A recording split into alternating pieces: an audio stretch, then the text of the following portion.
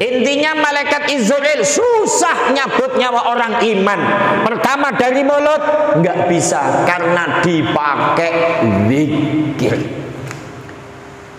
Kemudian menyampaikan kepada Allah, ya Allah ya Rabb, aku gak bisa mencabut nyawa dari mulut. Setelah dipaparkan kayak tadi, mulut selalu dipakai untuk ibadah. Kemudian Allah Subhanahu wa ta'ala memerintahkan mencabut dari arah yang lain. Kemudian malaikat maut atau malaikat Israel mencabut dari arah tangan. Mencabut nyawa itu bebas, Pak. Itu urusan malaikat Israel. Muslim Channel Muhibbin Muhibbat. Yuk jangan lupa untuk like, subscribe, share, komen, ibadah. Sallu ala nabi. Sahabat Kang Muslim Channel, nih suasana jamaah Masjid Al-Furqan Kali Anyar Tambora yang kajiannya disampaikan setiap Senin malam Selasa. Mudah-mudahan ilmu manfaat dan barokah. Sahabat Kang Muslim Channel, sallu ala nabi. Assalamualaikum warahmatullahi wabarakatuh. Tema yang akan kita bahas adalah malaikat Israel kesusahan mencabut nyawa orang yang beriman. Kita langsung saja, bismillahirrahmanirrahim. Qala an-nabiy Muhammadun sallallahu alaihi wasallam, idza aradallahu ta'ala qabida ruhal mu'min yaji'u malakul mauti min qibalil fammi liyaqbida ruhahu fayakhruju dzikru fayaqulu la sabila laka min hadhil jihah innama ajra fihi dzikru rabbi fayarji'u malakul mauti ila rabbih fayaqulu qala kadza wa kadza fayaqulu Allahu ta'ala iqbid min jihadi ukhra fayaji'u malakul mauti min qibalil yaddi fatakhruju minha sadaqah wa mashuratil yatimi wa kadbul ilmi wa darbu sayfi fataqulu kal awwal thumma yaji'u ila rijli fataqulu kal awwal fa innahu qad mashiya bi ilal jamaah wal a'yad wa majalisil ilmi thumma ila udunaihi fataqulu kal awwal fa innahu sami'a bil qur'an wa dzikra wa yaji'u ilal aini fayaqulu kal awwal fa innahu nadhara bi ilal mushaf ay ilal masahif wal kutub sumang sarafa ila Allah ta'ala fayaqulu ya rab walabatni a'dha'ul abdi bil hujjah kaifa aqbidu ruhah fayaqulu Allah ta'ala uktub ismi ala kaffika wa arahu ruhal mu'min fatarahu ruhal mu'min fatuhibbuhu fatakhruju minal fammi. Memang kalau ngaji hadis berketepatan hadisnya yang panjang, ya harus dibaca. Kalau memang cinta kepada Nabi, apapun dari Nabi itu ya senang aja. Hadis panjang atau pendek ya senang. Namanya cinta. Kita langsung, Nabi Muhammad sallallahu alaihi wasallam bersabda, ketika Allah Subhanahu wa ta'ala hendak mencabut nyawa orang beriman, maka Allah memerintahkan malakal maut untuk mencabutnya. Adapun cara mencabut malakal maut, pertama dari arah mulut. Ini mudah-mudahan yang duduk malam ini bersama kita golongan orang-orang yang beriman. Umpama kalau ditanya yang namanya iman itu apa sih Pak? Iman itu apa iman? Halo? Iman itu apa sih iman? Bukan imin. Kalau imin itu yang dicelanai, itu imin. Iman ada yang mengatakan percaya Ustaz. Iman ada yang mengatakan perintah Allah jalankan, larangannya dijauhi Ustaz. Betul. Ada lagi iman yang mengatakan al-imanu qaulun bil lisan wa amalun bil arkan wa ma'rifatun bil qalbi. Diucapkan dengan lesan, kerjakan dengan anggota badan, yakinkan dalam hati, itu namanya iman. Nah, ini malam ini semuanya iman. Pertama, Bapak selalu mengatakan aku iman kepada Allah, aku percaya kepada Allah, aku percaya yang namanya sholat 5 waktu itu wajib, aku percaya yang namanya ngaji itu wajib. Mulut ngomong iya, hati meyakini, anggota badan praktek. Maka nih malam Bapak yakin sholat wajib, ngaji wajib, maka kaki melangkah menuju majelis taklim Masjid Jami Al-Furqan. Maka ini hadis untuk orang-orang yang beriman ini. Untuk yang tidak beriman tidak berlaku Pak. Karena memang hadisnya begini, ruhal mukmin, khusus mencabut nyawa orang yang iman. Maka ketika malakal maut mulai mencabut nyawa dari arah mulut, maka dari mulut itu keluarlah kalimat zikir dan berkata bahwa tidak ada jalan dari arah mulut karena selalu dipergunakan untuk berzikir kepada Tuhanku. Maka malakal maut kembali kepada Allah dan menceritakan yang terjadi. Gampangnya ngomong begini Pak, ini malakal maut malam ini turun ke Masjid Al-Furqan, diperintah Allah untuk mencabut nyawa orang yang pakai peci warnanya putih Pak. Umpama, jadi yang putih siap-siap aja. Nah, ini beneran ini Pak, beneran. Yang pakai peci putih siap aja. Saya pakai hitam, berarti lama Pak.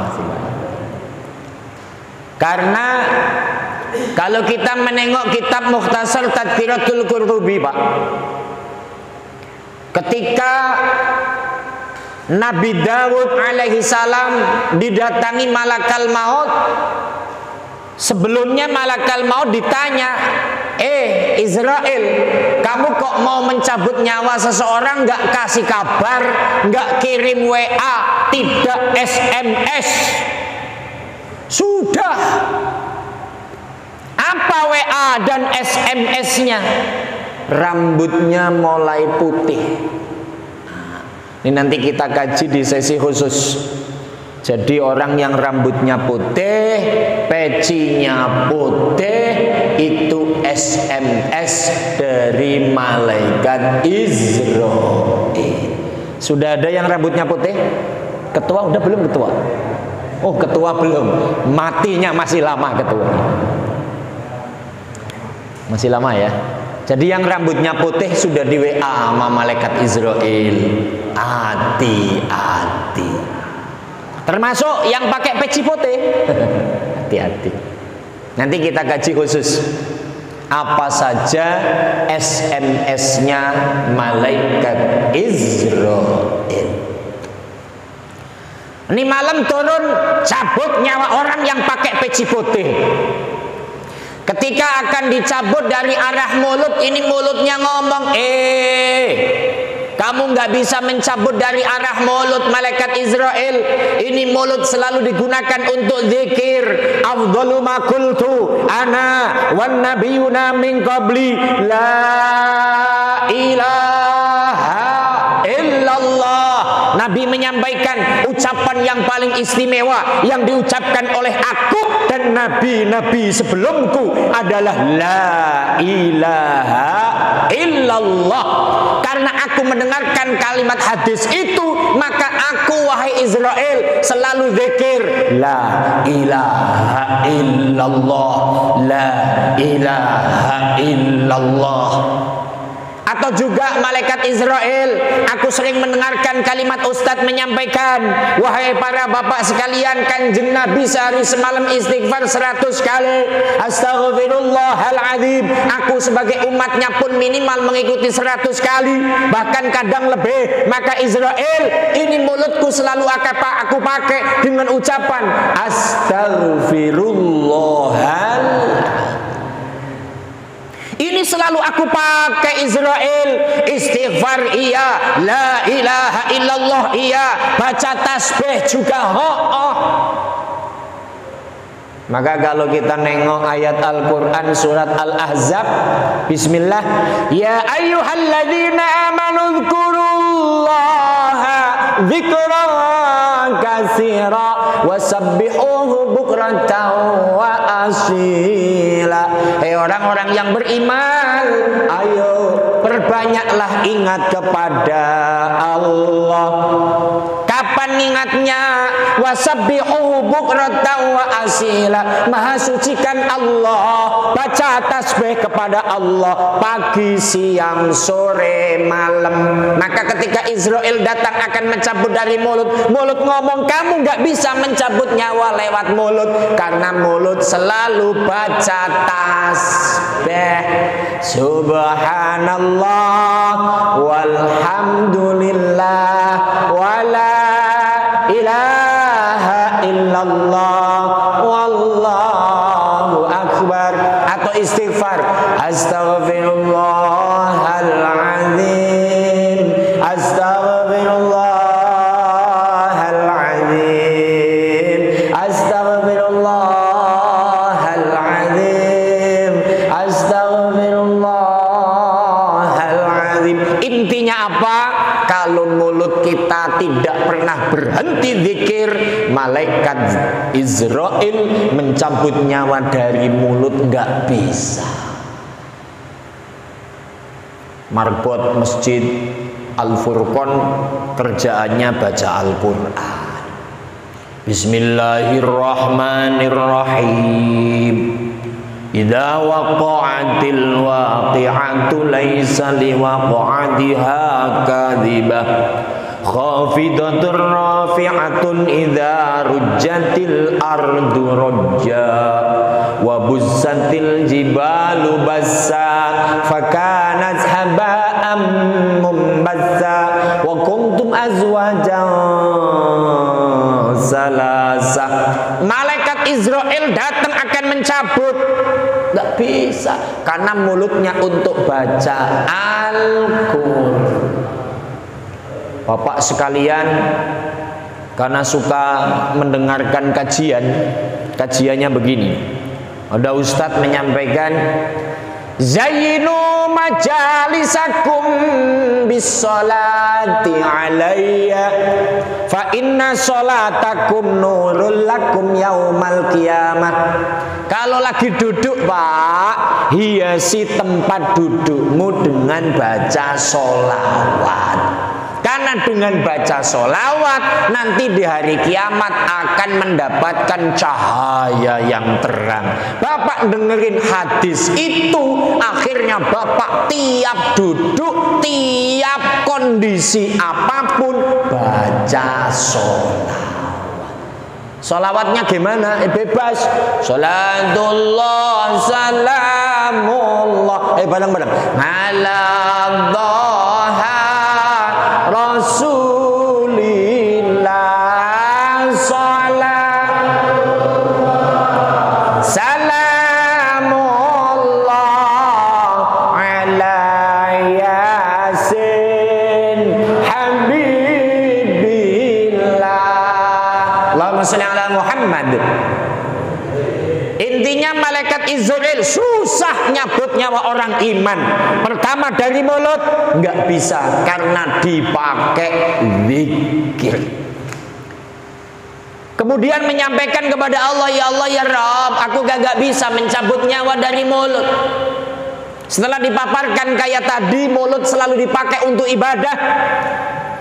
Kemudian Allah Subhanahu wa ta'ala memerintahkan mencabut dari arah yang lain. Kemudian malaikat maut atau malaikat Israel mencabut dari arah tangan. Mencabut nyawa itu bebas, Pak. Itu urusan malaikat Israel. Penjelasan di sini setelah dari mulut nggak bisa, dari tangan. Ketika akan dari tangan, maka keluarlah kata-kata dari tangan. Israel, kamu nggak bisa mencabut nyawa dari tangan, karena tangan ini selalu dipakai untuk sedekah, menyantuni anak yatim, menulis ilmu, mengayunkan pedang untuk membela agama Allah. Dari tangan nggak bisa. Orang-orang Masjid Al-Furqan jamaah sekalian, ketika Israel datang akan dicabut dari tangan, ngomong, nggak bisa. Tangan ini suka dipakai sosial, sedekah kepada fakir miskin, santunan yatim. Pada era 10 Muharram kemarin, bulan Muharram, masjid kita ini kan mengadakan santunan yatim. Bapak menyantuni anak yatim, bapak bersedekah. Kemudian bapak suka nulis ilmu. Contoh, aslinya itu yang namanya ngaji, Pak. Ngaji itu kan harusnya nulis. Makanya di dalam surat Iqra itu kan, Iqra bismi rabbikal ladzi khalaq khalaqal insana min 'alaq Iqra wa rabbukal akram alladzi 'allama bil qalam. Allah mengajarkan ilmu dengan kolam, dengan pena. Itu tafsirnya panjang, diantaranya apa? Yang namanya ngaji, sekolah itu nulis. Betul apa tidak? Dulu ketika sekolah nulis apa tidak?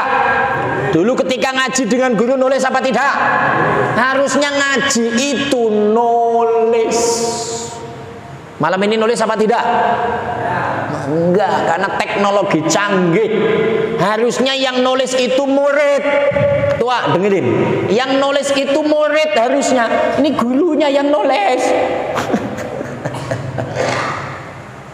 Enggak apa-apa. Karena memang sudah zamannya. Ustadznya ada komputer, ustadznya ada printer. Ya wis, sing penting bapak mau datang ngaji. Wis, ngaji, duduk, dikasih aqua, dikasih roti, pelajarannya nggak usah nulis, pulang tinggal pulang. Alhamdulillah. Terus semuanya dijamin masuk surga. Masya Allah. Kayaknya kok hidup seneng banget ya Pak. Tapi maksud menulis ilmu apa ya? Memang dulu aku suka nulis. Sekarang juga samalah. Untuk bapak kesepuhan wis ndak apa-apa, yang penting datang ngaji. Tapi kalau kita sampaikan kepada regenerasi kita, pada generasi muda, kalau belajar pegang pulpen, pegang buku. Termasuk saya itu kalau lagi seminar, mendengarkan pemaparan para profesor, doktor, abuya, kiai, bawa tulisan. Maka ketika nanti tangan akan lewat pencabutan roh, ngomong, nggak bisa, ini tangan untuk sedekah, nggak bisa, ini tangan untuk santunan, nggak bisa, ini tangan untuk nulis ilmu-ilmu Allah, nggak bisa. Dulu aku membela agama Allah, tanganku mengayunkan pedang untuk memberantas para kafir-kafir kala itu. Masya Allah. Maka malaikat Israel bingung Pak, dari tangan nggak bisa. Kemudian, ya maka kalau dari tangan ini supaya bapak dari tangan itu nggak bisa dicabut, ya minimal sedekah. Maka tema kajian malam Selasa kemarin apa temanya ketua kemarin itu? Ngomong aja lupa. Lupa beneran ini, lupa beneran. Amalan-amalan yang sama dengan sedekah. Kemarin itu amalan yang kemarin baca tasbih, baca apa, ini nyambung Pak. Ayo sedekah. Ya berbagilah semampunya. Santunan yatim semampunya, kemudian nulis semampunya, dan mengayunkan pedang dulu membela agama Allah. Israel bingung, aduh dari mana? Kemudian pindah ke kaki Pak. Kemudian mencabut dari arah kaki. Dari kaki kita Pak akan dicabut. Maka keluarlah kalimat bahwa kaki ini digunakan untuk melangkah ke sholat jamaah, melangkah sholat hari raya, melangkah ke majelis taklim. Di sini kalimat Sirajul Munir, karena kemarin kajian dipakai di Sirajul Munir. Di sini dipakai di pengajian Masjid Al-Furqan. Yang biasa ngaji di Masjid At-Thayyibah, kelangkah kaki menuju Majelis Taklim At-Thayyibah. Yang biasa Majelis Taklim, di mana lagi di sini ada pengajian? Ketua. Al-A'la, yang biasa ngaji di Al-A'la, berangkat ke Majelis Taklim Al-A'la. Maka ini kaki Pak. Ketika Bapak menjelang adzan maghrib atau adzan maghrib berkumandanglah Allahu Akbar, Allahu Akbar. Kemudian Bapak berangkat. Maka ini kaki ketika ditanya akan dicabut. Israel, kamu nggak bisa mencabut dari arah kaki. Emang kenapa? Ini kaki suka melangkah untuk sholat jamaah. Kalau tidak salah kan kita sudah mengkaji fadilah sholat jamaah. Orang yang sholat jamaah akan mendapatkan 5 istimewa. Pertama, la yaftakiru abadah fid dunya, di dunia tidak akan miskin. Kedua, Allah akan mengangkat siksa kubur. Ketiga, ketika masuk ke alam sorga itu tidak melewati apa yang namanya hisab, apa yang namanya mizan. Keempat, melewati jembatan Siratal Mustaqim seperti kilat. Yang kelima, ujuk-ujuk sudah ada di depan pintu sorga. Itu fadilah orang yang mau sholat jamaah di sana. Tapi untuk hadis yang kali ini kaki akan ngomong, malaikat nggak bisa, aku ini suka jamaah. Ngomong lagi, nggak bisa, aku ini suka berangkat ngaji. Wes pokoknya minggu malam Senin, Senin malam Selasa saya berangkat ke Masjid Al-Furqan apa? Ngaji, karena ada pengajian. Maka kalau kepengen posisinya seperti yang ada di sini, Israel akan bingung untuk mencabut. Ayo kaki digunakan melangkah ke jamaah, ke majelis taklim. Apalagi di sini sholat hari raya, silaturahim, pokoknya kaki ini dipakai.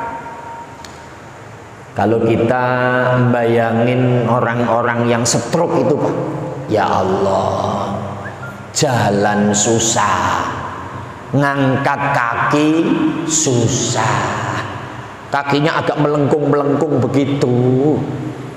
Maka mumpung kakinya sehat, dipakai bersyukur. Syukurnya gimana?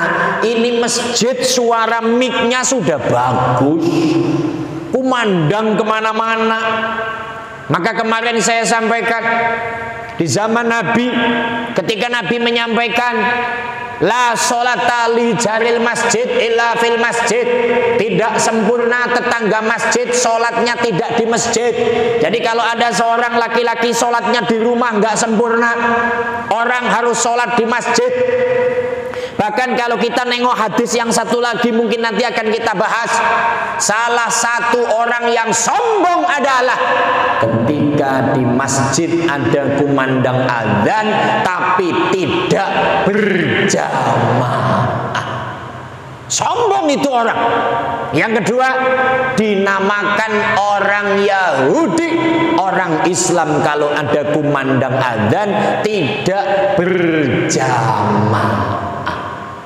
Padahal Islam Pak, padahal iman Pak, tapi masjid sudah ada, tetap nggak mau berangkat. Maka zaman Nabi, ketika Nabi menyampaikan riwayat ini, cerita ini, hadis ini, ada kakek-kakek matanya buta.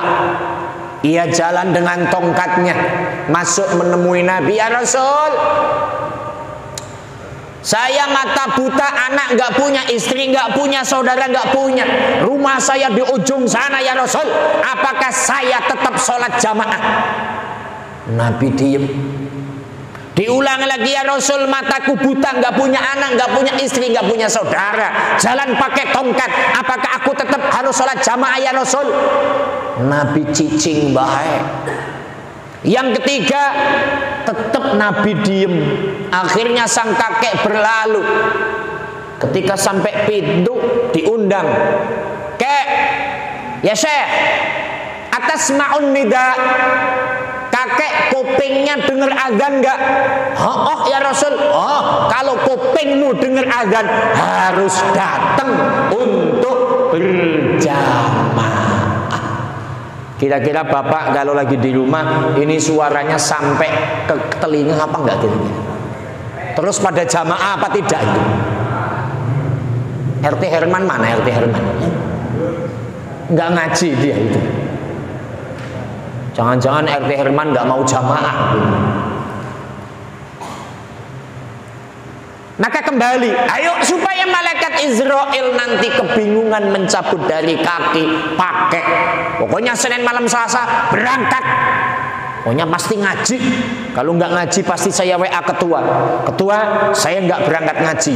Emang kenapa? Rapat dengan siapa? Nggak tahu. Nama siapa saya rapat nggak tahu. Kemudian dari arah kaki nggak bisa. Kemudian beliau mencabut dari arah telinga, maka keluar kalimat bahwa telingaku dipakai mendengarkan lantunan ayat-ayat Al-Quran, mendengarkan orang-orang yang pada zikir, mendengarkan orang-orang yang sholawat, mendengarkan orang-orang yang baca ratib, mendengarkan orang-orang yang suka lantunan-lantunan sholawat-sholawat Nabi, hadroh, marawis, segala macamnya. Ketika dari kaki nggak bisa, malaikat akan mencabut dari telinga kita, Pak. Dari telinganya ngomong, Pak malaikat, untuk ayah jalan lamun cabut maneh tina jeli. Bener gak sih jeli? Ya. Nah, bener. Kalau malaikat akan mencabut lewat kuping, telinga kagak bisa malaikat. Ini selalu dipakai mendengarkan orang baca Al-Quran. Tadi marbot masjid baca Quran surat Al-Waqi'ah. Kita dengerin enak rasanya. Masya Allah. Ketika dipakai seperti itu, malaikat susah akan mencabutnya. Pak malaikat, ini kuping suka dipakai mendengarkan pengajian setiap malam Selasa. Pokoknya saya datang, itu Ustadz Muslihin ngomong apa saya dengerin. Maka malaikat nggak bisa. Saya suka mendengarkan orang-orang yang zikir. Maka akan ada ustadz-ustadz yang mimpin zikir. Ya bersama kita zikir bula ilaha illallah. Saya senang dengerin itu. Tapi Pak, ini ngetes kuping dan rasa. Saya Pak mendengarkan lantunan ayat suci Al-Quran di YouTube paling banter seneng 15 menit Pak. Tapi kalau dengerin lagu dangdut Pak, seharian kuat. Ini kelas kuping saya Pak. Ini kalau kuping bapak-bapak sama nggak kira-kira itu Pak? Karena kelihatan kupingnya masih sama sama saya Pak. Ini saya itu kalau dengerin Haji Muammar Z awal nggak kuat Pak, lebih 15 menit lama-lama puyeng. Tapi kalau udah dengerin mapai jalan setapak ngajuju kahiji lembur tekerasa capek nak sabab ayah nuditeyang. Wah itu kuat saya Pak. Apalagi dengerin lagunya Sonny Jos, wong Jawa Mas. Sri kapan kowe bali, kowe lunga ora pamit aku. Wah betah saya Pak, sejam 2 jam. Apalagi kalau dengerin idola saya Pak, idolanya Pak RT Herman juga itu saya minum. Siapa idolanya Pak RT Herman? Rhoma Irama. Wus kalau dan dengerin lagu itu Pak, betah saya itu Pak. Bila kamu di sisiku, oh betah itu Pak. Tapi ini kuping kalau dengerin orang baca Quran berebek rasanya itu. Itu kelas saya Pak. Ini sama lah kayak ini sama ini. Maka kalau kepingin supaya malaikat Israel susah mencabut dari telinga, ayo kita gunakan mendengarkan kalimat-kalimat Allah, suka mendengarkan bacaan-bacaan sholawat. Tapi saya yakin ini kita sudah senang 1 jam penuh mendengarkan kajian, maka malaikat Israel akan kesusahan mencabut dari telinga. Kemudian dari telinga nggak bisa, malaikat Israel lapor kepada Allah. Kemudian menghadap kepada Allah dan berkata, wahai Tuhanku, bahwa aku terbingungkan akan mencabut ruh orang yang beriman, karena semua punya alasan yang baik. Dari mulut suka zikir, suka sholawat, suka baca tasbih. Dari kaki melangkah ke majelis taklim. Dari tangan suka sedekah. Dari telinga mendengarkan kalimat-kalimat Allah. Dari mata melihat ayat-ayat Allah. Dari hidung mencium aroma wangi orang-orang yang sholat jamaah. Ya Allah, bingung aku ya Allah, dari mana aku mencabut nyawa orang yang beriman? Kemudian Allah menjawab. Maka Allah Subhanahu wa ta'ala berfirman, menyampaikan, Israel, tulislah namaku di telapak tanganmu. Jadi telapak tangan malaikat Israel suruh menulis kalimat nama Allah. Ditulis Pak. Ketika sudah ditulis, lalu perlihatkan kepada rohnya orang yang beriman. Maka apabila roh orang yang beriman melihat namaku, ia akan menyukainya. Kemudian roh akan lepas dari mulutnya. Gini Pak, malaikat Israel kesusahan, maka tangannya ditulis nama Allah. Roh kita Pak, roh kita itu semuanya udah kenal dengan Allah. Setiap roh rindu kepada Allah. Setiap roh yang suci ini mahabbah, cinta kepada Allah. Hanya kita ini terbungkus, terbengkelai oleh dosa. Maka kita tidak kenal Allah. Saya tanya, Bapak itu kenal Allah seberapa jauh? Lebih kenal kepada harimau apa lebih kenal dengan Allah? Kok filosofinya harimau? Bapak masuk kandang harimau dibayar 1 juta, 2 juta, nggak bakal mau Pak. Karena yakin masuk kandang harimau mati itu jatahnya. Karena dimakan oleh harimau. Betul apa tidak itu? Syaratnya ada harimaunya Pak. Lagi nongkrong, seharian gak dikasih makan, masuk mati kita Pak. Tapi kalau dengan Allah Pak, Allah melarang, kamu jangan judi, kamu jangan narkoba, jangan narkotika, jangan iri, dengki, hujat, mencaci maki. Tapi kita masih biasa Pak.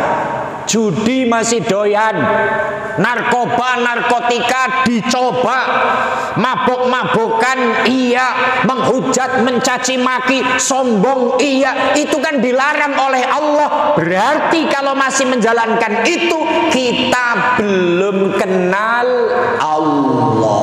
Betul apa tidak ini? Maka kenapa kita tidak kenal Allah? Karena kita terbungkus dengan dosa.